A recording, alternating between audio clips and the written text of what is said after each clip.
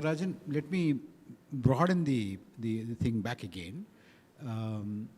What do you think are the elements that are conspicuously present in the southern model of governance, as well as elements that are conspicuously absent in the southern model of governance? I was just thinking about that. As I was listening to everybody, I was struck by the commonality of human capital, of education, of health, of digitalization, of almost all. across the board. So across, all of us were saying very similar things. But what is Even remarkable? though we don't have anybody from Kerala, but the Kerala True. story is It's roughly the very, same. very well known. International outlook, leveraging of global market. What struck me was that we have not heard about temples, mosques, crematoriums, cows. You know, we have not, none of us have ever touched on any of these points.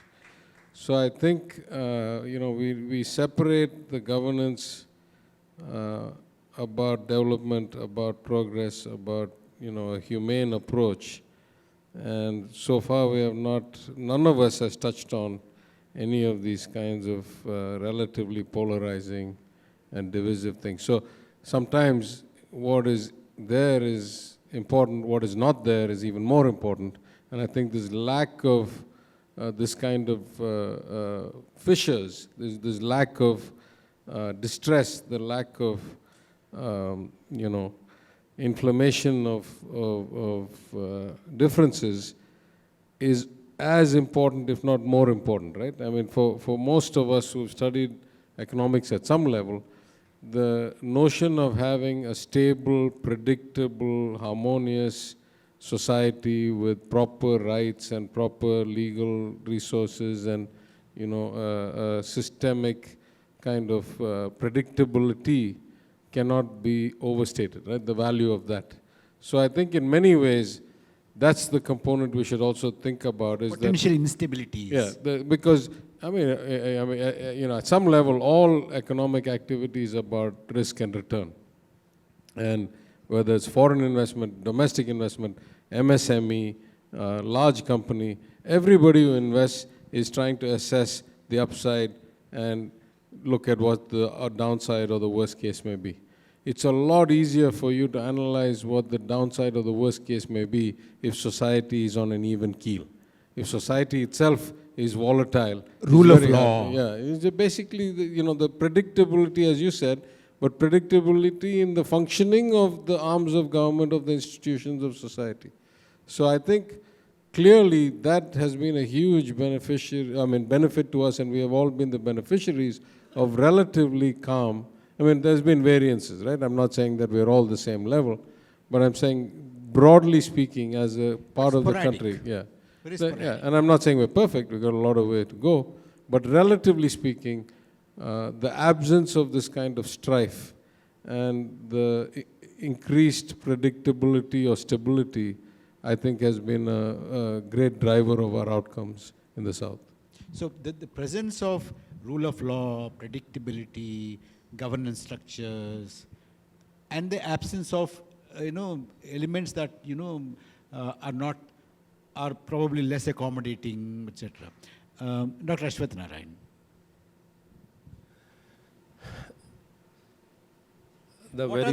My question again is, what are the elements that are conspicuously present in the southern model of governance, and at the same time, what are the elements that are conspicuously absent in the southern model of governance? In your mind, yes. Probably we have presence everywhere, sir, in all the sectors, all the verticals. Probably the quality or the kind of the expectation to reach those benchmarks, we need to work with each other. So more so bringing the southern states together by a neutral agency like South First is very important. Probably we need to improvise more how best we can work with each other state, bring more cordiality. Cordiality is very important, cooperation, working together for a common cause. Probably we need to go beyond our territories because that's very important. And there's many areas are where we can really cooperate. We'll be more busy with within our own space. We need to get out of all these things, work more closely to bring in, identify those areas wherever there is some strength in particular state. We need to reach out to each other and So exchange. emulate each other. Yeah, so that no need of any duplication. The resources are very scarce. So we need not, spend on the same aspects. So we can work together and help each other. Those kind of cordiality can take us more closer. Humanity is most important probably in this direction. We need to go beyond all this politics, beyond these boundaries. We need to be, as all earlier speakers have mentioned, the relationship in the past, historically also we share a very commonality. We need to be more closer and we need to work with a lot of coordination, caring for each other. So caring for each other is I very think important. Ashwath Narayan ji is giving an agenda to Vasu and South first. In the sense, Yes. try and see if, some kind of a loose Southern caucus can be formed. People like eminent people from all the 5 states can meet, once in a while and exchange notes and see, as Ashwath Narayan ji said, we don't have to, duplicate things. Probably we can learn from each other. Dinesh, what are the conspicuous elements present in the Southern model of governance? What are the elements that are conspicuously absent? I think what is present, I think we've already discussed that more or less. A lot of the commonalities. What is not present, Dr. Thiaga Rajan had his ideas on that. Yeah, maybe I think somehow I think the people's I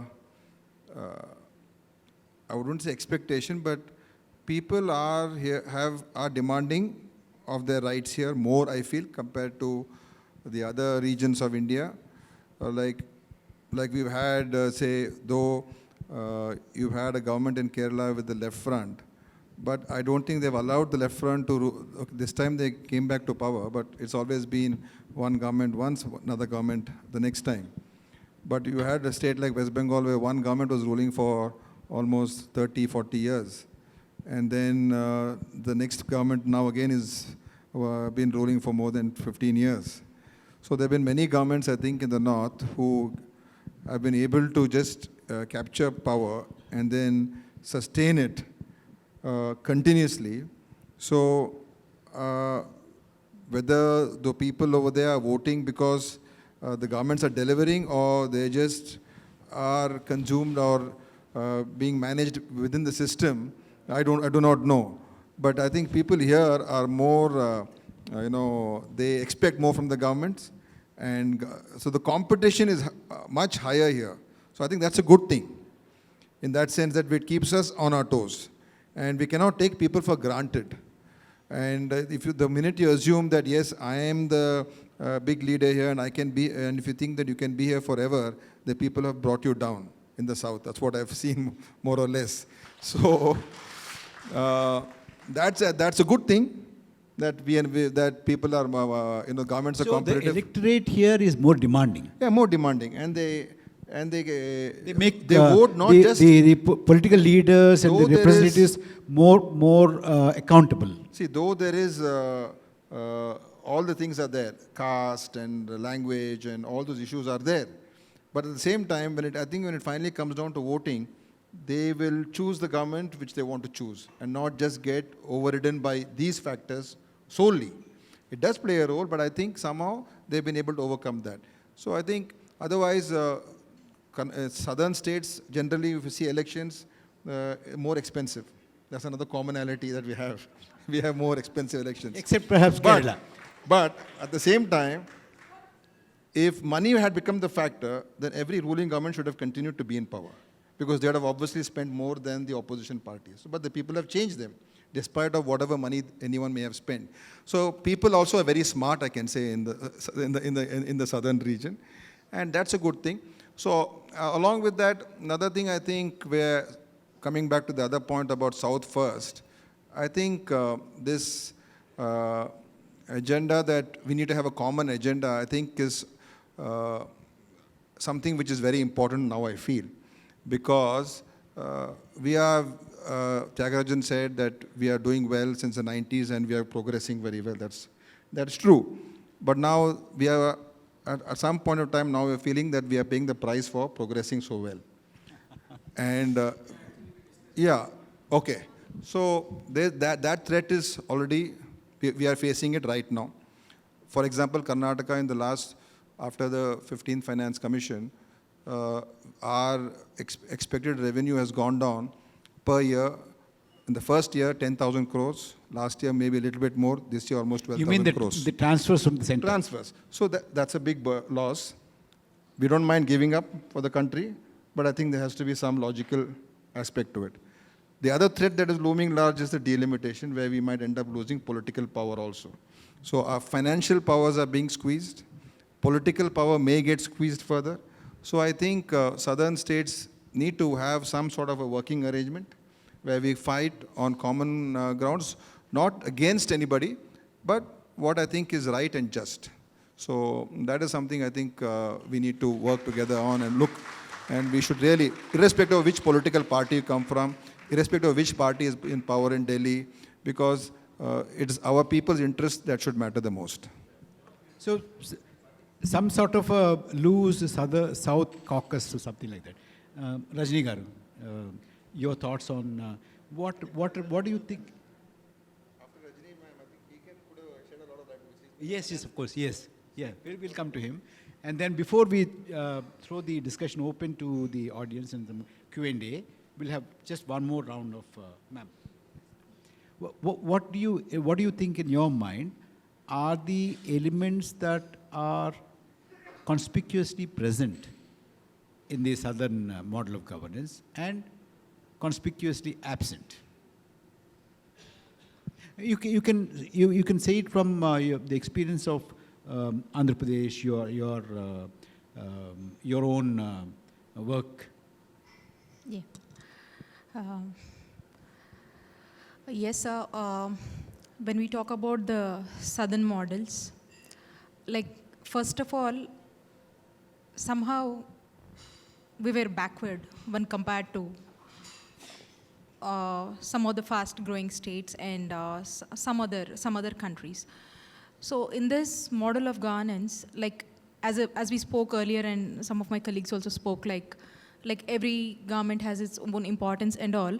So continuously working on those particular aspects, like every chief minister or every government, they understand the complete needs of what exactly the people of that particular state wants, and they've been brushing out on those particular things to empower those skills and to provide those kind of opportunities, and to particularly focus on those particular sectors where the people are happy. So in that manner, like every government played their role, and they try to figure out like what is actually important for them and what public demands, and they try to do the best of their abilities. And now in the state of Andhra Pradesh, like our leader, our chief minister, he understands people of all sectors. So he, with his Padayatra of 3,648 kilometers in this state, so he tried to meet each and every sectors of the population in the state, like every particular sector whenever he met. So he tried to frame up some opinions, and which he turned out into the welfare schemes, and which has been successfully implemented in the state of Andhra Pradesh. I'm proud to say that 4.7 lakh crores through direct benefit transfer and non-direct benefit transfer through various schemes have been spent in the state of Andhra Pradesh for transforming the lives of people in the state of Andhra Pradesh. So likewise, our leader understood, and he tried to constantly work on those elements where actually are constituting for the state's development and also for the welfare of the people of the state. And when I talk about what exactly is not there, maybe when I talk about something like can be there. See, with the amount of budgets or with the availability of our resources, we try to contribute the maximum things as a government. Our government is trying to contribute on the maximum things. And the things which are not there, probably some kind of help we seek from the central level in order to adopt some of the other modules, and which is again a cost factor for every government. And likewise, what I believe is more of system should drive the states, more of system-driven approach. Like everything, now we are focusing on this kind of modules, like You mean where laid system down is driving. procedures? Huh. Thank you, ma'am. Dr. Thiaga Rajan, forenoon we had a very spirited discussion. One of the panels was about delimitation. Of course, it went into what Sri Dinesh Gundu talked about, you know, the resource allocations and transfers, etc., etc. Very spirited, actually. And I think since Sri Dinesh Gundu has already raised this, this room will have to have your voice also, you know, on that particular topic. Actually, this The precise pointed question or issue is, we are talking about southern model of governance. You know, is it a victim of its own success? Yeah, I'm sure that the panel this morning covered a lot of ground, so I don't want to rehash that. I'll just make one point. For 25 years, at least the last 5 finance commissions, the net transfer of funds from the better off states to the less well off states has kept on increasing. And while that has kept on happening, the formula that has always been used in the terms of reference is, you know, some of it is population, some of it is other things, but they're all kind of correlated to each other. At the heart of it is what they call the gap to potential. That is, where should you have been in growth and jobs and kind of quality of life improvement, and how far behind are you? In other words, you know, how much worse off than the average are you?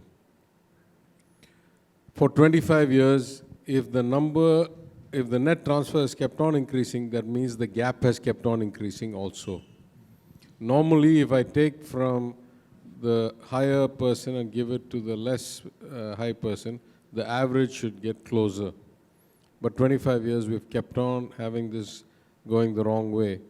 And so at the 15th Finance Commission hearing, I'm saying probably 2018 or something, I made the point. I said the entire model of Finance Commission is systemically broken. If you have 25 years of unintended outcomes, if the outcome is increasing equality and the reality, the intended outcome is increasing equality and the reality is accelerating inequality, you're doing something profoundly wrong. And at least 3 things you're doing profoundly wrong. Number 1, you're trying to estimate what is going to happen in X states, once 25, once 28, once 31, and the nation starting 2 years from now, 5 years forward from then. Most states can't predict their budgets effectively 2 years forward. The global economy has got so much volatility to it. So you're trying to predict 31 sets of numbers 2 years to 7 years forward and use that for hard-coded formulas that simply cannot be actually realized. The second is that most of the things you incentivize are the wrong things. You're incentivizing staying poor to get more money. You're not incentivizing getting better to get more money. And finally, I said, if we have kept on giving all this money for 25 years and they have kept on getting less equal, that means there's something profoundly wrong with the model of governance of those states that are falling further and further behind. And back then, I'm now saying 5 years ago, I said, to my mind, the number 1 thing you're getting wrong is you're not getting enough women's participation in education, in employment, in property rights, and you're leaving too big a percentage of your population out of the economic activity altogether. So if you don't incentivize interim measures based on which the next year's grant will be given, interim measures like what percentage of girls are attending elementary school, what percentage pass into middle school, What percentage get menstrual health and therefore continue into high school?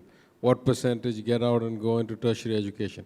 What percentage get equal property rights? What percentage get employment opportunity?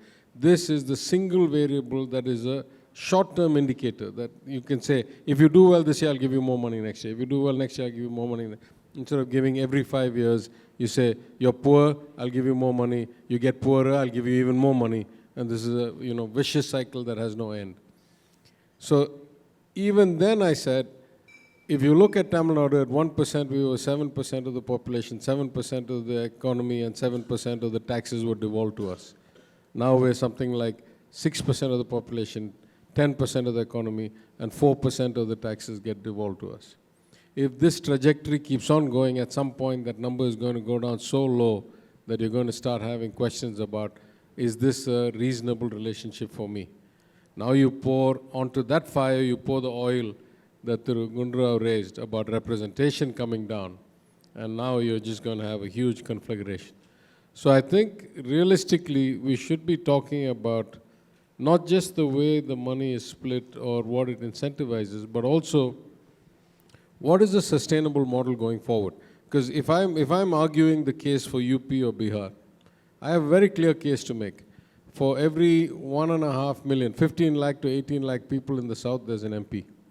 For every 20 lakh to 21 lakh people in UP, there's an MP. Is this democracy? Am I getting equal representation?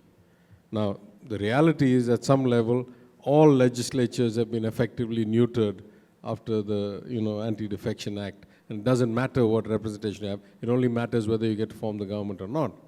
But even if you leave that aside, it only becomes a problem to have less representation because the Constitution vests so much power in the federal, in the union. If you were like any other advanced democracy or any other large country, even communist China, if you had devolved the powers down to the states and the local bodies, and the union government only took care of, currency stability, defense, foreign affairs, interstate trade, international commerce, then it doesn't matter what my representation ratio is. Surely I have no difference of interest with anybody in any other state on those matters. We're all one country. So in the long term, the only reasonable solution is devolution of power that gives you equal weightage for one person's vote across the country. Not just financial. Not just financially, all administrative powers I'm talking about. And therefore, you get a true democracy, equal weight for each person's vote, and you get not this kind of sucking out of resources that goes out, from continuously disproportionate transfers. Thank you. Although this is not our remit, this is not on our agenda. We had a different, completely separate session for that. But then, of course, I could see the mood of the house, and I couldn't resist asking you, and because Sri Dinesh Gundu has raised the topic, and it is just unavoidable. Before I open the session to the audience, question and answers, just one small remark on Dr. Thiaga Rajan's observations. State governments all across India, they quarrel with the central government that, look, you have to devolve more powers to us. That's fair enough. At the same time, the state governments don't devolve powers to the local bodies. It's actually, what the center does to the state does to the municipality and the panchayat. That's something that, if we have to reimagine the democracy in India, representation in India, and then devolution of powers, we have to reimagine at a completely larger scale, starting from panchayat to the government of India, not just the center-state relations, not just the federal relations. It's just a remark that I couldn't stop myself from saying it.